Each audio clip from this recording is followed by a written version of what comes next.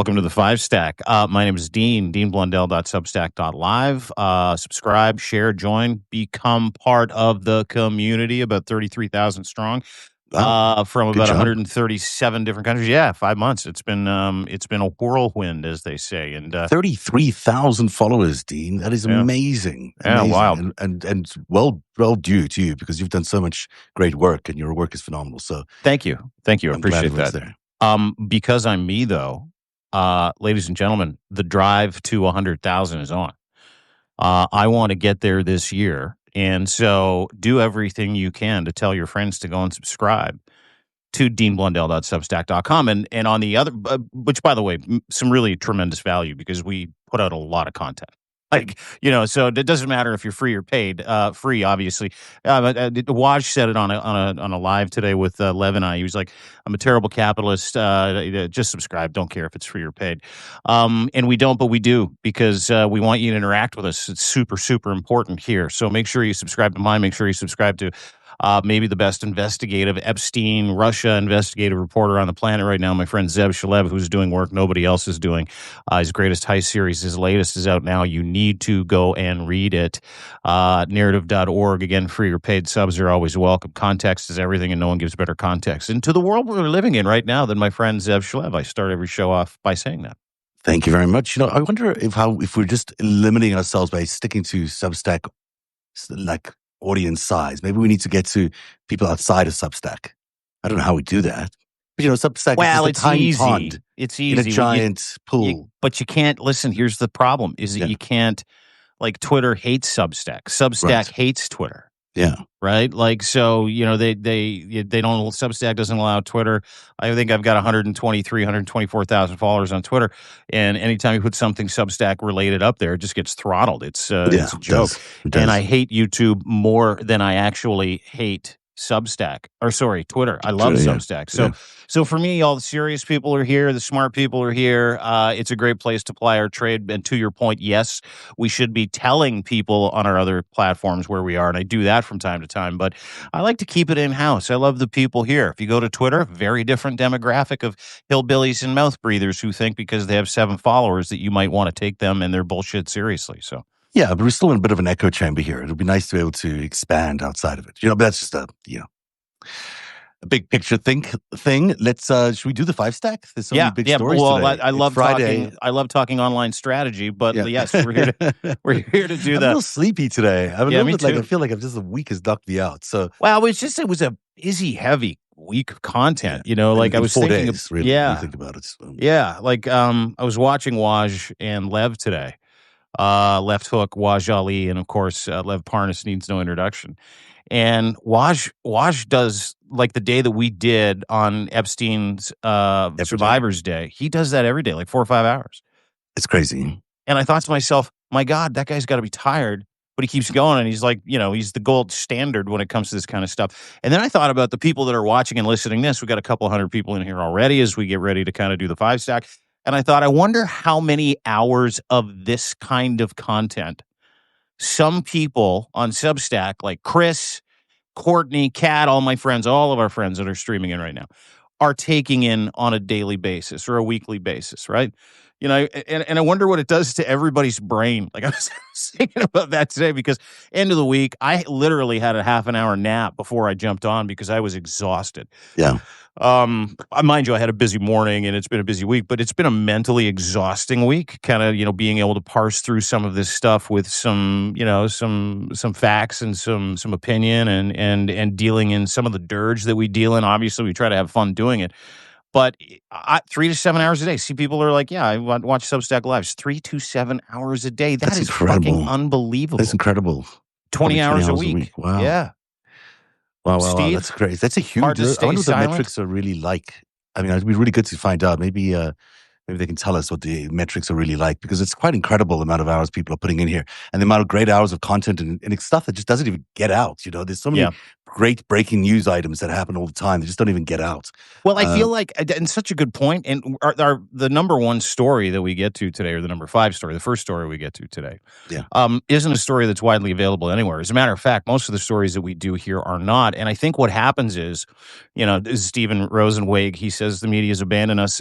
So they have to get their content elsewhere. And if you come to Substack, you're not getting the same content elsewhere. You're getting real content that really matters, that is being used and abused by being ignored by mainstream media. So, that's fascinating. I'm seeing 25 hours a week, some 30 hours a week. Some people said it's replaced their NPR listening. Interesting. Yeah, wild. It's so, because as a journalist, the people that you see on Substack are the people you'd call as a journalist to get their opinions, to get their thoughts about everything. Sure. It's the first call you'd make. So it's almost like watching Substack is you're acting like a journalist anyhow, because you're getting access to all these conversations. You're getting to know the inside thoughts of so many people. You're almost a step ahead of the news organizations or other journalists. Number 5 on the countdown this Friday. This is a big exclusive. No one has told you about the story ever, because it's just breaking right now here on Narrative. On Narrative, FiveStack Narrative, whatever we are. Narrative and Dean Blundell's FiveStack. There you go. Whatever. Here. So this is a story about the FBI counterintelligence chief. His name was McGonigal. He was the guy in charge of the New York's counterintelligence division, the head guy, the guy responsible for tracking all the bad guys, all the spies that are traveling in and out of New York, and there were a lot of them. He was the guy responsible for catching them all. And now you might recall a few years ago that I did a series about Charlie McGonigal, and it's revolved around his involvement with an Albanian prime minister and getting bought off for extensive amounts of money, and then landing up doing work for Oleg Deripaska and being on the payroll for Oleg Deripaska. And then, of course, we realized that if Oleg Deripaska is involved, then it must mean that Putin basically owns Charlie McGonigal. And indeed, it's true that McGonigal was found to be paid off by the Albanians, but really their connection there is ultimately to Oleg Deripaska, which was meant that as he was the counterintelligence chief covering the 2016 counterintelligence efforts that were busy being done against the United States, that were being done to get Hillary Clinton not elected and Donald Trump elected. This guy was on the payroll of Oleg Deripaska, so not doing his job properly. But now it turns out, this is today's new incredible development. So that same guy is now systematically leaked classified information to a Chinese energy company while they paid his Albanian contact $50,000 a month. Then after retirement, I mentioned already the fact that he worked for Oleg Deripaska. So we knew the Oleg Deripaska part, but what we didn't know before is that during this time, when he was there as the counterintelligence chief, he was working for the big Chinese conglomerate CEFC, who are buying him off basically at $50,000 a month, or buying his contact off for $50,000 a month. Now, what does this mean? It means that he basically told the guy that was under this extensive counterintelligence investigation. He tipped them off. Yeah. He basically tipped them off and got them to leave the country in time to escape arrest, because he knew the FBI arrest was imminent. And that is where we are today. So now we have what we knew was a Russian spy, basically inside the FBI, who was involved in all sorts of things inside the FBI, and we'll get to them in a second. He got 78 months while the Chinese agent he protected operated freely for 5 more years. So this is a big deal, because he's the America's leading counterintelligence officer in New York City. And although I'm stumbling a little bit all over the story, he basically gave away the fact that one of these guys was about to be arrested so they could escape arrest, and did so. They were able to get away from the FBI at this crucial moment. It's a crazy story. The first I heard about it, obviously we had our heads down today, was prior to coming on, and you were kind of going over the story. But Watchdog reveals new misconduct by jailed. This dude's in jail, by the way, right now. Yeah, he's now in jail. Yeah. He's Charles McGonigal. Tipping off a Chinese company that was under FBI investigation. But interesting, there's a couple of other notes in here too, that James Biden, brother of Joe Biden, former president of the United States, and Hunter Biden's name came up in the 23-page Inspector General's report. This is related to Do you know what it's related to? What did they say it's related? I haven't read the entire report. Yeah. This is what I No, condensed from the I'll get to executive it. summary. McGonigal, known to his former coworkers as Charlie, pled guilty in 2023 to multiple crimes, including secretly working for a Russian oligarch, Oleg Deripaska. These are stories that you don't hear very often because they get buried in mainstream media. Again, the purpose of Substack. This is the first time hearing about his arrest. Like I'm hearing more wrongdoing, but the dude's been in jail since 2023. Pled guilty, serving a 6-year sentence in federal prison in Pennsylvania. Report does not say that James Biden, who is also in this Inspector General report, James Biden violated the law and does not mention Hunter Biden or suggest he was involved in McGonigal's misconduct. Attorneys who recently represented McGonigal and Hunter and James Biden didn't respond to comment. The China Energy Fund Committee ceased operating before 2020. But these are the Biden dealings. Previous reporting by NBC said other investigations described extensive business dealings between the two Bidens and the China Energy Fund Committee, or That's right. That's right. And we knew CEFC. that. We knew Yeah. that about Hunter. So there has been these other investigations done. But this is an FBI guy. This is not this is not a member of the Biden family. This was a different era. The stuff that happened with the CEFC and Burisma and all of those companies for the Bidens happened before he was in the White House, but after he was the vice president. But the new stuff about I did a series about McGonigal in 2023, which exposed a lot of what he was doing in real time as this court case was still going on. And I think it was one of the few people covering the story at the time. And the thing that I found so fascinating is he was also the guy responsible, during the 2016 election campaign, when suddenly it was all about Clinton's emails. Mm-hmm. And it was boosted at the end of this campaign by Jim Comey, who went out of the way to go to suddenly boost this whole idea of these emails. Even though he had no real reason to make the statement or anything like that, it really cost her the campaign. Well, he was the guy sitting in that chair. I mean, he had moved to another location in another FBI department, but basically these guys were overseeing the investigations into all the Russian hacks into the DNC, into all these allegations about the emails, and the email stuff was fed to them. There's a fake lead By fed Charlie? to them. Charlie would have been involved. I don't know if it was directly by Charlie, but I don't think it wasn't. I don't think he was unaware of it. And then he also, sort of slowballed all these other investigations into the DNC and other things in order to let these stories continue. So, you had Comey probably surrounded by quite a few of these guys inside the FBI who are pushing all sorts of disinformation efforts and false leads at him. And who knows where his ultimate allegiance landed up. But, he was the one who kept saying at the end there, I've gained a lot of pressure from FBI agents to get this stuff out, to get this email stuff out. And these were the agents who were doing some of that pushing. So, the FBI is supposedly the gold standard for investigations and all of that is not always infallible. And certainly in this case, may have been either, in his case, definitely used as an agent, but in others, he was used maybe unwittingly or maybe wittingly to do this. Sounds pretty witting to me when he's tipping off his Chinese Communist Party buddy to get out of the fucking Dodge before he gets arrested. He would pick up bags of cash outside an Albanian restaurant in Long Island. This guy was not like, he knew what he was doing. So it sounds like he wasn't. It sounds like he didn't take like many precautions if he was the guy picking up his bags of cash from other government entities. And listen, I think there's an overarching kind of, understanding that a lot of people need to have. If you've been living in this bubble that people that work in the government, work for law enforcement, work for CSIS here in Canada, RCMP, work for the FBI, work for the CIA, work for ICE, work for ATF. If you think all of those people are unbiased law enforcement people, you're fucking insane. Yeah. And over the past, and I'll give you an example. Over the past 6 years, one of the biggest problems Canadian law enforcement has is radicalized law enforcement and intelligence officers who don't share a democratic view that Canada is founded on, don't share the democratic principles that Canada is founded on. A lot of those people are victims. A lot of them have PTSD, but a lot of them are these hard-ass, hard-right individuals who would long for a guy like Donald Trump to come and annex Canada. And so what happens in the government, what happened in the Canadian government, and what happens in the American government is your political parties will go and find sympathetic law enforcement intelligence people to feed them information to be part of other opportunities. Because at the end of the day, those law enforcement folks are human beings who are still triggered by and motivated by the same shit we are.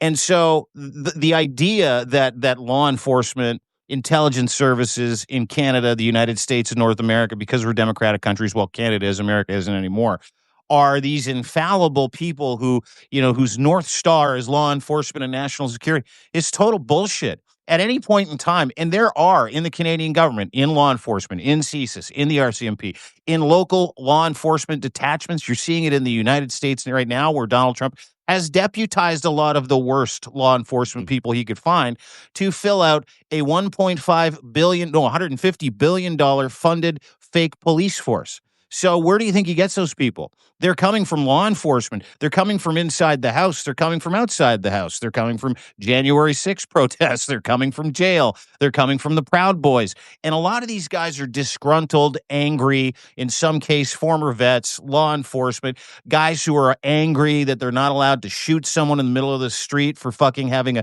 a seizure because they're homeless. Like that's the MO of a lot of these people. So when you think of a guy like Charlie McGonigal, and by the way, not many of them are that smart, and Charlie McGonigal looks like he's one of those guys where he's showing up to an Albanian restaurant, waving to guys being surveilled with bags of money and cash for espionage reasons. So everybody has to kind of look at this scenario instead of being shocked and go, okay, I'm accepting the fact that our institutions, in some ways, there is institutional rot, and there are some really bad people in really key positions, and this is just one of those examples. And a lot of these people are placed in those positions by foreign governments that are very eager to get them in those positions. So they are, they're more likely to get those jobs because they're supported internally by a lot of other candidates who might be working for the other operations or the intelligence agencies. It's kind of very complicated when you start thinking of the world as that. It really is the problem we've had with the deep state, this whole notion that, we can have our intelligence agencies, infiltrated by Russian or Israeli or other agents from around the world who basically, I think the other day, was it Putin who gave the deputy head of the CIA a Order of Lenin award for her son's bravery in fighting for Russia, but he, fell fighting for the Russian forces. I mean, this is basically a Russian operative who's deputy in charge of the CIA. And it's, and this is run by a direct line to Putin, obviously, because he's giving her an award. So you've got a lot of Mike Flynn. Yeah, Mike Flynn is a paid example. agent of these. He is taken hundreds of thousands of rubles, dollars from the Russian government. And if you're earning a government salary for like $100,000 a year or whatever it is, I mean, it's okay. It's a lot of money. If you're going to suddenly get someone's going to pay you $50,000 a month, sure.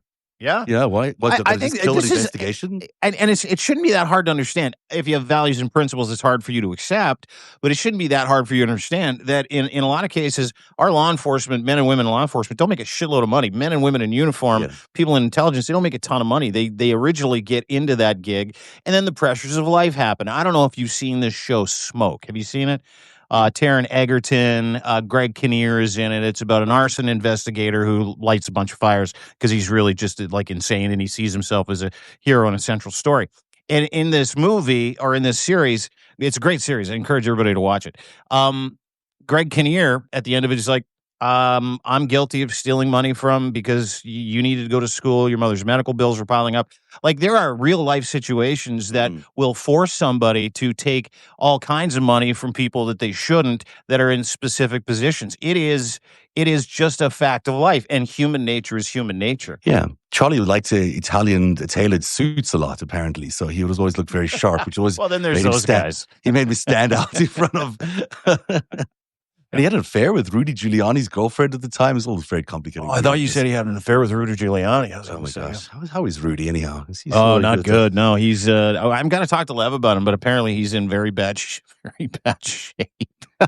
And I bet you can't wait to get out of here. Whatever. I shouldn't laugh at Rudy Giuliani getting in a serious car accident and suffering serious injuries, but I do. So, get mad at me. The number 4 story, the North American economy is in free fall, with Canada losing 66,000 jobs in August, while the U.S. added just 22,000 jobs. But here's the kicker. June U.S. numbers were revised to show the first losses since the pandemic at negative 13,000. This is the first time we've had any loss of jobs in the United States for any month since the pandemic. It was down 13,000 jobs. Canada's unemployment hit 7.1 with the youth at 14.5, while US unemployment jumped to 4.3 with college grads at 9.3%. So both countries are bleeding manufacturing jobs. Why? It's only because of one thing, Donald Trump's tariffs, because he knows how to run a great economy, doesn't he? No, he's an idiot and he fucked it all up. I mean, the job losses south of the border, job losses north of the border. Listen, Mark Carney's been on the job for 4 fucking months, people. Like, and I'm watching all of his detractors, which is literally Maple MAGA and a couple of really shitty, podunk, religious zealot politicians going, it's his fault. He's destroying the country. No. He's not destroying the country. Canada, just a couple Coles notes before I give you the details about why this is happening. And yes, you can point to one reason only, and then I'll point to a couple of sub-reasons. Donald Trump's tariff shock hit the nerve center of the North American economy. Everybody's shitting their pants. We're losing manufacturing jobs because some of those jobs had to shutter because it was the auto thing ahead of time. But listen, exports from Canada into the United States are up this month. Exports in Canada to the free world are up again this month. Where are those job losses? Interesting. Everybody is pointing to the tariffs because it is exactly the reason we are losing jobs in Canada. Autos, these are the first bleeds. Autos, automotive parts in Southern Ontario. We lost 22,000 jobs in Ontario, right? That is an Ontario issue. That is not a Canada issue, and unfortunately affects Canadians. Food and agri-processing, of course, we got hit by tariffs from China. We got hit by tariffs from Donald Trump. Forestry, softwood lumber, that got pounded with tariffs. Cross-border services pounded with tariffs. Anything that isn't Kuzma related pounded with tariffs, and that is specifically where the vast majority of job losses in Canada came from. Then you got to factor in the fact that the consumer confidence index in both countries is pretty low. Households are still digesting rate hikes, payment resets, strangling discretionary spending, foot traffic, part-time jobs. People are not going out. People are protecting their wealth, protecting their money, and choosing not to. Manufacturing and transports, they were the shock absorbers again. Factories live forward. Orders, predictable inputs, suppliers and buyers can't price next quarter because Washington is tweeting tariff policy depending on how Trump feels that fucking day. I know, it's And crazy. I mean, really, it is. This is not the way to handle financial policy. I mean, no, no company knows what to do. They don't know whether to. It's not even that they can't do stuff. It's just they don't know whether it's going to be priced up at 50% next month or down. They don't know.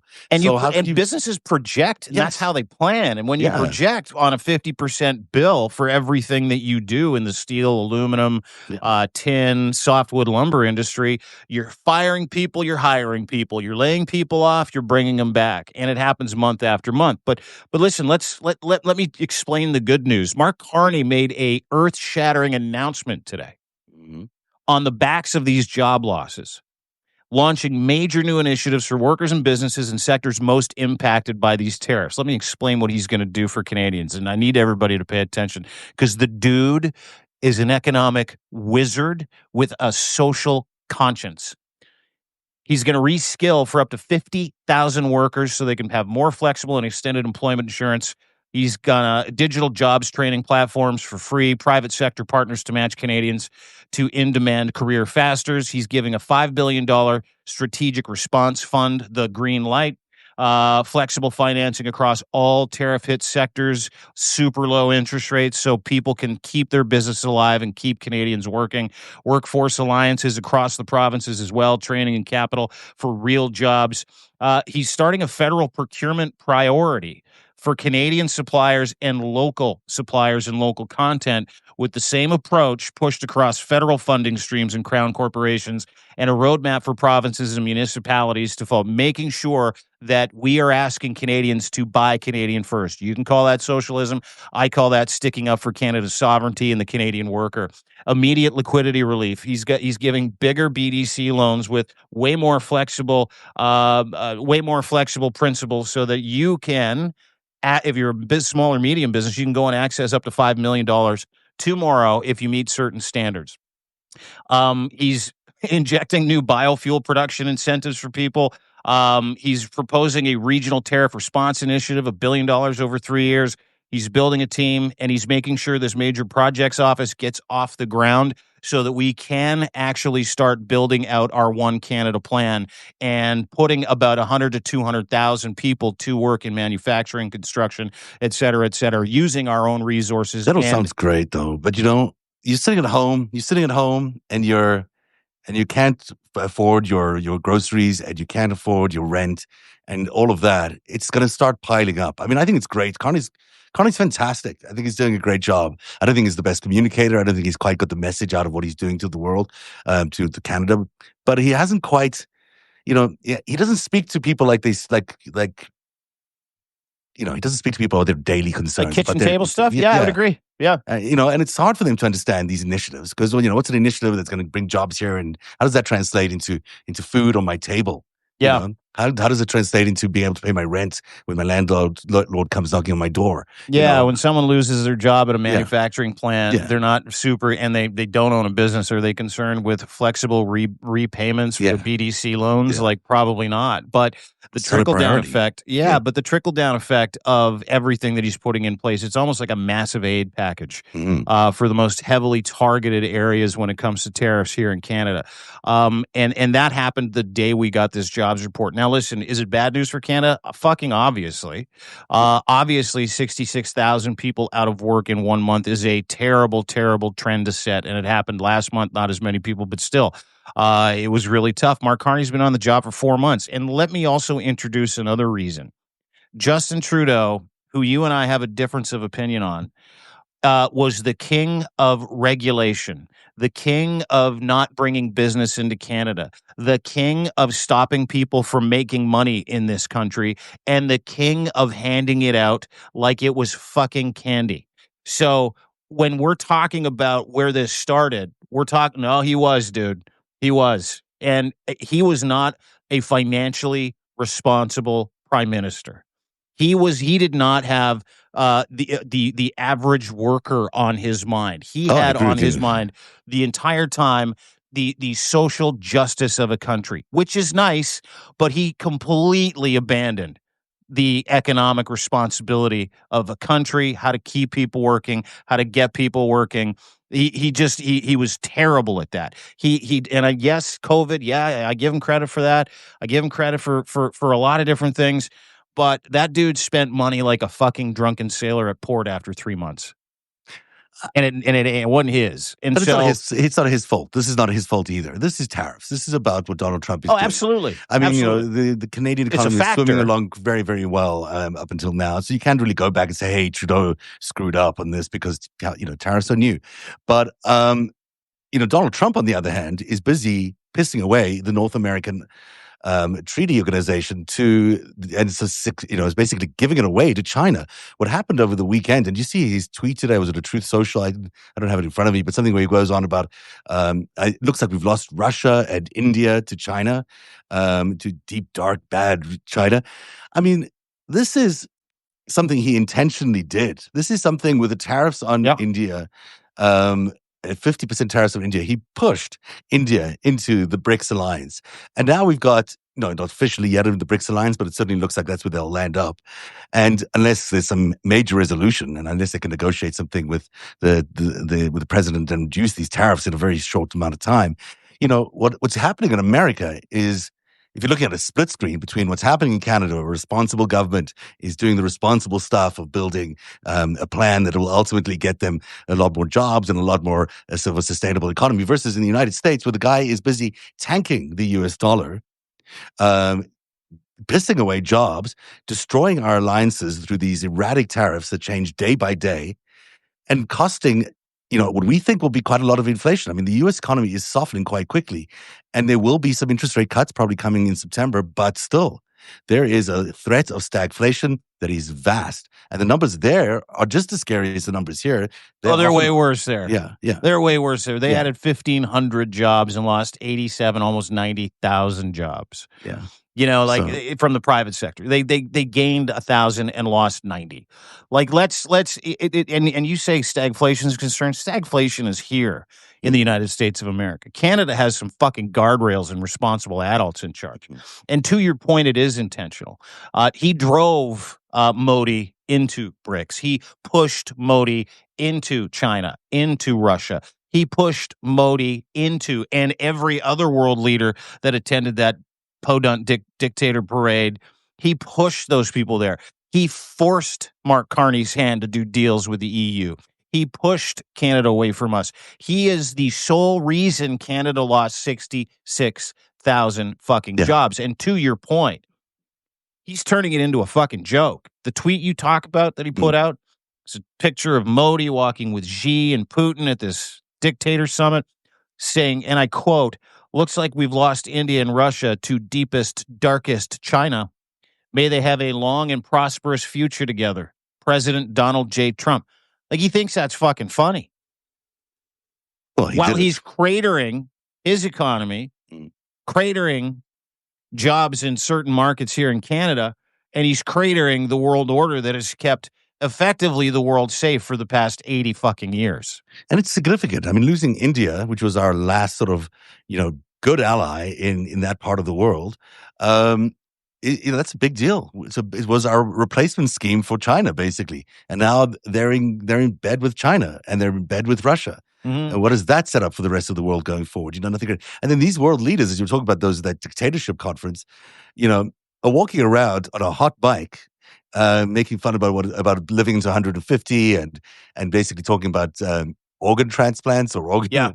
It was funny. Troll on the president of the United States, who's desperately in need of a new heart and isn't going to live to 150. And and so that hot mic moment was not just a hot mic moment; it was just a moment choreographed by them to make fun of you, Donald Trump, to make fun of your stupidness as you are handing them this alliance all the way across the world. Yeah, but that was a great hot mic moment, though. Putin's like, hey, 70 used to be old. And Xi's like, yeah, I know, 70 used to be old. How old are you? He's like, I'm 70-something. How old are you? I'm like 77. Oh, my God. We could probably live to 150 because we'll just get organ transplants. And Xi's like, yeah, actually, that's what I'm thinking of doing. And Kim Jong-un's over there going, organ what? Who's getting an organ transplant? Like, it was so fucking wild to watch. Was it in English? No, it was subtitled. Yeah. That's hilarious. Okay, so that's the economy. The economy's cratering people. Number 3, Trump floats banning trans people. This is another depressing story.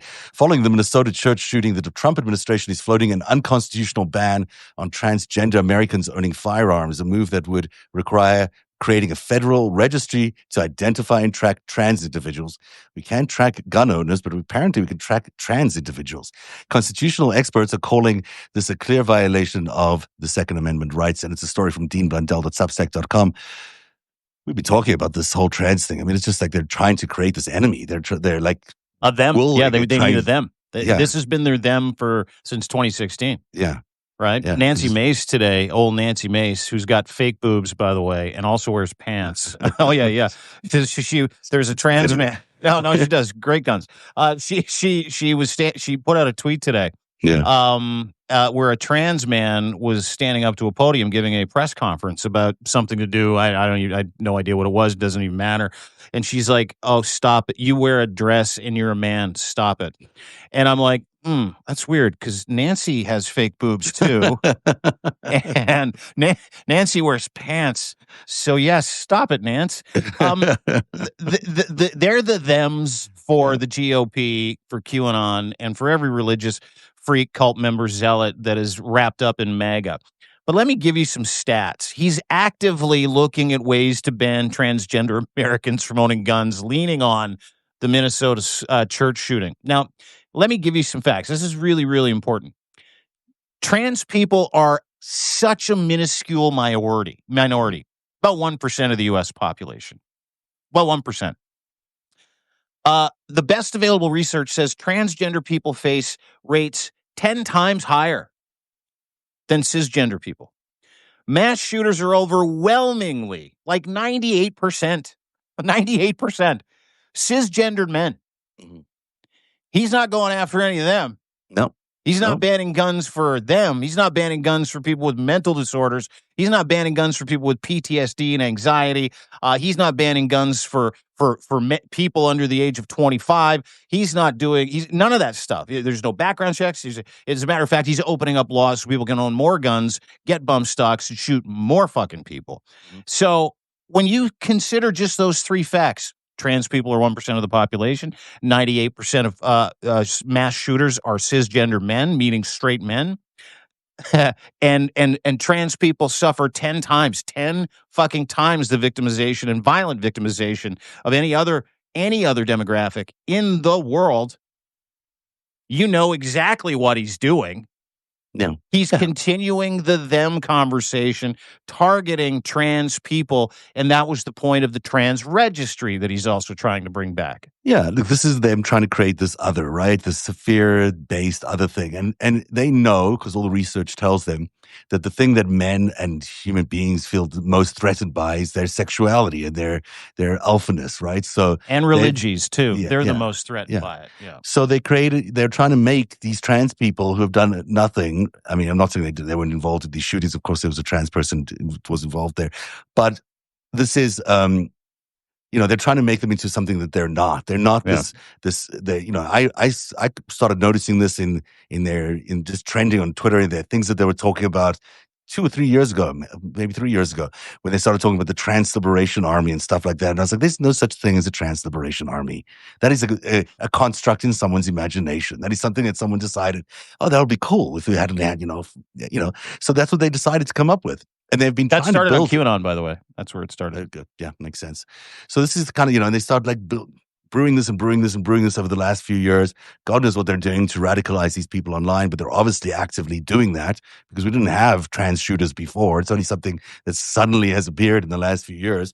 So something's happening in the spaces we can see online, on the 4chans and 8chans, or wherever it is that's replaced them, the Discords of the world these days, where we can't see it, but where there is radicalization of these people going on, who are marginalized people. Very easy to cultivate them into doing different things. Very easy to brainwash them.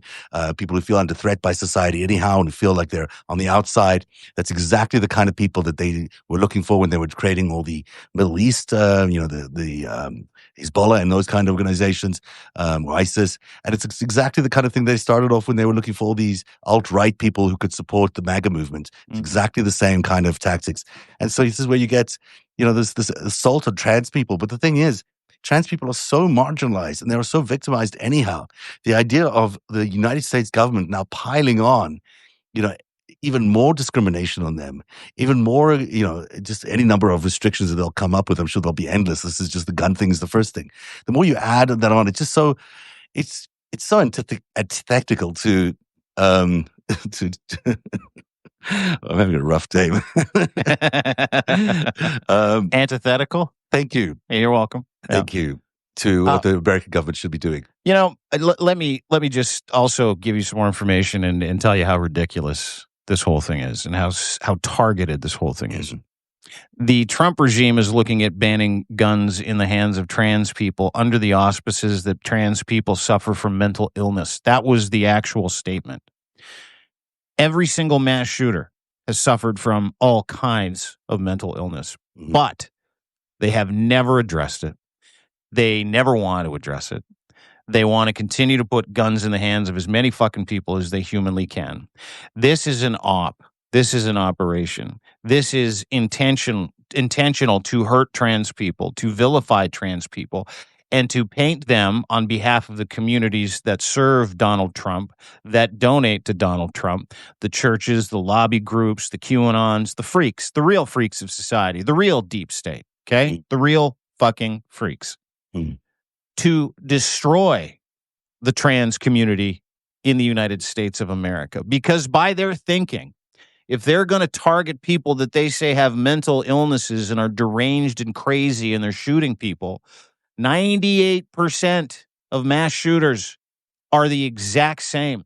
And they have not introduced any gun laws to stem the tide. Never once. And what's going to happen is they're going to take that mental illness label that they've now attached to trans people, and then they'll slowly broaden it out to the rest of the LGBTQ community. Yeah. And they'll put those people in camps, and they'll do whatever they can to become, real targeted minorities like they did in Nazi Germany. So, dude, yeah, exactly. And listen, there's lots of other thems that they can find. And the them is going to be you at some point. At some point, they run out of people and they come to you, So this is something we got to watch for. I know it sounds like a ludicrous policy. It sounds one of these things that is so far out of left field, but this is not a stretch for this administration. No, it's a signpost of what he's trying to do. Yeah, very, very much so. The number 3 story on the countdown today is, sorry, that was number 3. This is number 2. John Paulson. Actually, you know what? Let's do the number 1 story first. Let's do the story that you've got on deanblundell.substack.com about what Trump is doing to intimidate Congress people so they don't vote on Epstein. And then I'll do the Paulson story at number 1. But this is a really interesting thing because, as you point out, the White House is actively threatening to destroy the careers and lives of any Republicans who sign the discharge petition that would force a vote on releasing all the Epstein files. And they're just 2 signatures away from that success. And the tactics that this White House is doing to stop these representatives from voting their conscience is unbelievable. Yeah. What's going on? Well, exactly. You nailed it. I mean, you basically said there is a frantic effort on behalf of the Trump regime. He, along with several of his White House acolytes, are actively targeting and threatening 214 GOP members that have not yet signed the discharge petition to have the Epstein files released so victims can get closure. They are being told by the Trump regime that failure to not support Donald Trump, if you sign the discharge position, if you show public support, have a conversation about, or are caught on a hot mic, or tweet about anything to do with your thoughts that are antithetical, there it is again, to the hopes and dreams of Donald Trump to squash the Epstein files, to prevent the release of the Epstein files, that he will, and I quote, heard this from another person today, destroy them. He will destroy their careers. He will primary them. He will go after their families. All the fucking terrible things the Trump regime does to anybody that stands in their way. And these are people he's trying to win the race with, which, if I'm playing my cards right as a GOP congressman, I'm getting together with 5 other people going, let's leverage this prick, because if 10 of us go and sign this discharge petition, what's he going to do? And to that point, the really fascinating piece here is Trump is personally calling people, and he's personally telling them that he will end their lives. What kind of life?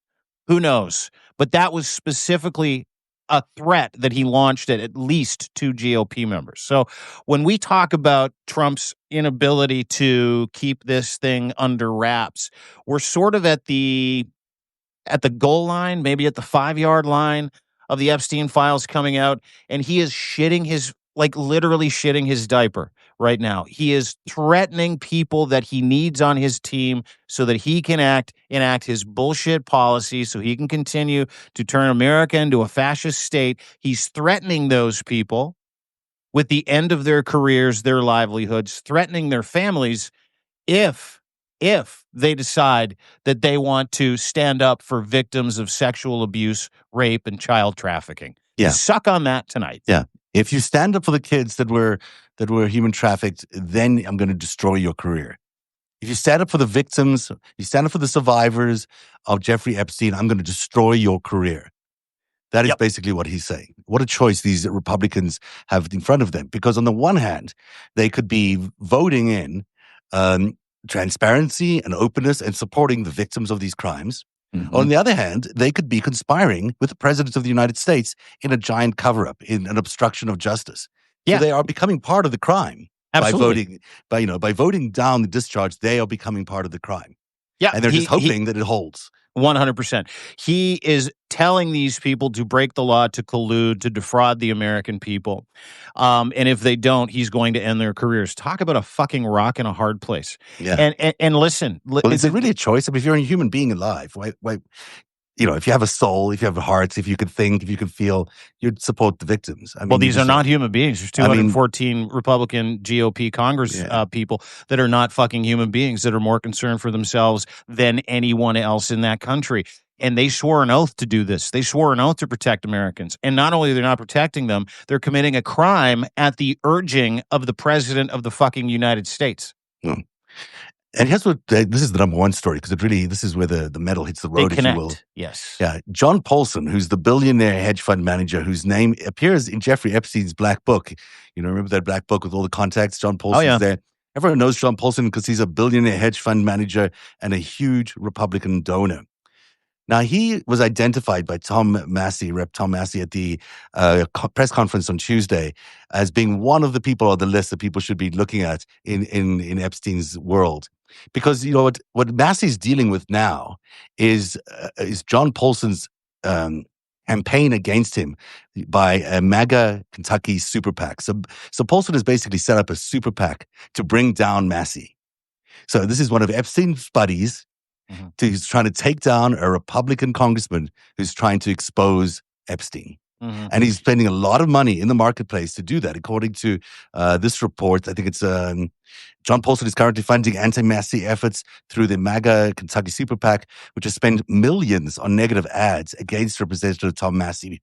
Paulson, alongside Paul Singer and Miriam Adelson, you remember all those names, is identified in the Federal Election Committee filings as one of the 3 billionaire donors behind the campaign. This is, it's just the kind of stuff that they're doing. So if you stand up for the kids, if you stand up for the victims of human trafficking, if you stand up for the victims of Jeffrey Epstein, you get the super PAC throwing billions of dollars at you and forcing you out of the race. That is despicable. That is just the worst of the worst. Well, I watched Thomas Massey in an interview on, and I don't watch Newsmax, by the way, just so everybody knows. I don't watch Newsmax, but it was a Newsmax clip, and it was on social media. Yeah. And I happened upon it, and I turned it on, and I watched this man, Thomas Massey, who is a congressman from Kentucky, tell the story and then give the first name of anybody that is deeply embedded in the Epstein files. And his name was John Paulson. And then he said, so he named names for the first time ever. Yeah. And then he said, what Mr. Paulson has done is engaged in a multi-million-dollar defamatory campaign against me to prevent me from helping these women, to prevent me from helping victims of sexual abuse and sexual assault. Why would John Paulson throw millions of dollars at trying to defame, trying to prevent Thomas Massey from moving forward with his attempt to get justice for women? Well, thousands of women around the world, thousands of Americans. Why would he do that? There's a really good answer. He's in the fucking Epstein files. And that in itself, attacking your own, then you couple the fact that all that Donald Trump and the regime and all these people have to do is show that they're taking it seriously. Meet with these people. They're not doing any of that. They're not talking about policy for rape victims. They're not talking policy for sexual abuse survivors. They're not talking about any of that. They're having mega donors that are deeply involved in the Epstein files, shitting their pants at the same time, attacking real American patriots, bipartisan groups of Americans, and their own, trying to end and destroy their reputations and careers for simply trying to help thousands of victims of a child trafficking ring that destroyed tens of thousands of lives. Think about that tonight when you wonder if Donald Trump is in the Epstein files. Think about that tonight when you wonder who else is in the Epstein files. Because we're not talking, a couple of billboards. We're talking tens of millions of dollars being poured into trying to prevent, on top of all the other shit, him threatening congressional people in his own party to ruin their lives if they sign on to attempt to help these women or tell their fucking story. And Paulson's in the Trump administration. I mean, he's in and out all the time, but he was a former economic advisor in the 2016 to 24. Well, he's an economic advisor throughout the entire period. He's not like he's a stranger to Donald Trump. He's connected to Donald Trump. He was considered for Treasury Secretary during Trump's second administration, and he withdrew considered for consideration. So, this guy is part of that Trump team. And he's trying to take out the representative who's trying to expose everything about Jeffrey Epstein. Now, if that doesn't tell you that Donald Trump is in there, as you point out, if that doesn't tell you that he is part of the same network of individuals that were committing these crimes, I don't know what does. But there's a great interview. I just want to play you a clip. I think I can play it from the Democrats. Stansbury, who's on the oversight committee, who was in the hearings yesterday. This interview came from Jen Psaki's show on MSNBC, and I just want to see if this plays. It'll just give you a sense. This is someone who's been inside. This is one of the people who's actually campaigning on the right side of justice, Melanie Stansbury. Let me play. I'm sure you'll get it. You're a tech wizard. Sense. You've spent a lot of time digging into this. Yeah, I mean, we had about 6 survivors come and tell their stories privately to oversight committee members. And I have to say, I still haven't found the words to respond to how stunning what I heard was. I think as a woman, as I think probably most women in America can feel in their bones, we know what it's like to be exploited by powerful people and to be subjected to physical and other abuse. And so I think that this case is resonant not only because of its scope and scale and the miscarriage of justice and now the even continued cover-up after decades, but this is a criminal investigation on a scale that involves potentially hundreds and if not hundreds, thousands of potential victims in the United States across. So this is the one thing she said there. The other thing she said was that she described it in that clip as an explosive, expansive network of corruption and sex trafficking. And she goes on to point out that they've, gone after these files at FinCEN. And she's beginning to allow us to see what I've been reporting on The Greatest Heist, which is that this is more about a massive, corrupt, global network that is involved in corrupting the world, that is involved in a lot of very serious financial crimes over decades that have stolen the American dream from Americans. And I think that it's beginning to sink in, and the tone with which she's taking is really serious. And I think she's number 8 in the current House and in Congress, actually the whole Congress, to say that this is a cover up, to call it a cover up. And I think the more we hear that from any people, I think every single congressman should be able to stand up and say, this is a cover-up or it's not. Because right now we're in the middle, and this whole thing that Donald Trump is engaged in is a massive cover-up of the truth. Yeah, and a great place to end. Listen, if this is a Democratic hoax, why is he threatening 214 GOP congressional members? If this is a Democratic hoax, why are he and his friends spending millions of dollars to attack anyone and everyone, including the victims, for just trying to tell their story so they can prevent this from happening again? If there is no there, what is with the fucking nuclear effort to cover it up? And I'll tell you something. Not only is there there is so much more there. This isn't about just this egregiously disgusting, decades-long child trafficking pedophile ring where Jeffrey Epstein and his pals trafficked young women, young boys to other rich individuals around the world.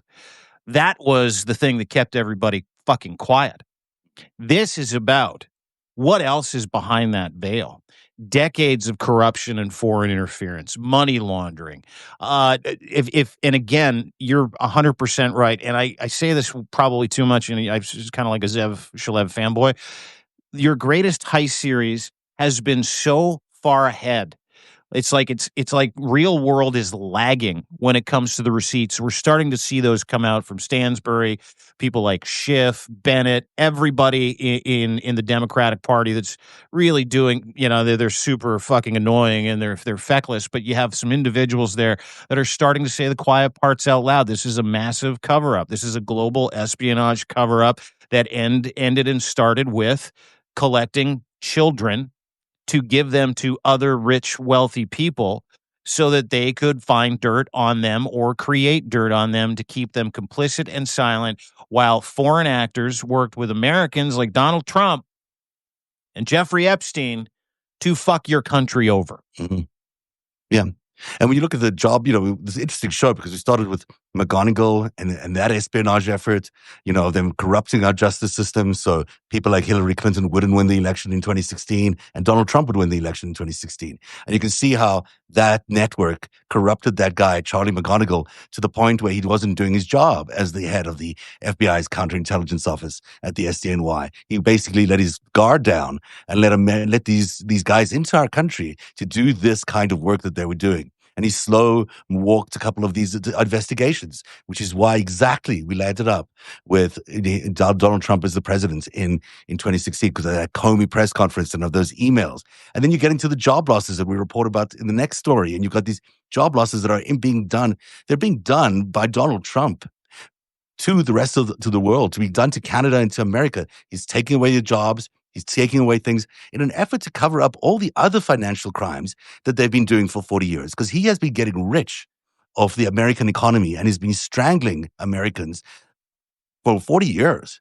And as that's beginning to show, as that is becoming apparent to everybody, he wants to destroy the whole thing completely. Yeah. And then we landed up with this cover-up attempt where his buddy, John Paulson, is in this pack, spending millions of dollars to unseat an American hero. A guy like Tom Massey's an American hero. Absolutely. Bucks the system, goes out there, supports the victims, supports the survivors of Jeffrey Epstein because he wants to know the truth because he knows doesn't give a shit if his job goes away. Yeah. And he'll take the hits from Massey and from Paulson, and he'll also call him out publicly. But that is the person who's going to suffer the most out of all of this is someone like Tom Massey. And it's such an indictment that this is how corrupt our system is all the way through from the Justice Department, from the FBI, into our jobs and our economy and into taking away our livelihoods and then into corrupting Congress in the way that they have. It really is, it tells you exactly how dark and dystopic a view of America we have these days. And it really underscores who the deep state has always been, right? The projection of one Donald J. Trump and his regime calling everybody the deep state, going to root out the deep state. They are the deep state. This was the deep state. This is a cabal of really wealthy world leaders, business people that want to establish a technocracy in the United States where businesses control the country. And who has the most money in that country? Donald Trump and all of his pals. I mean, I don't know if you watched the Oligarchy Roundtable the other day. Did you see that? You got together with Mark Zuckerberg.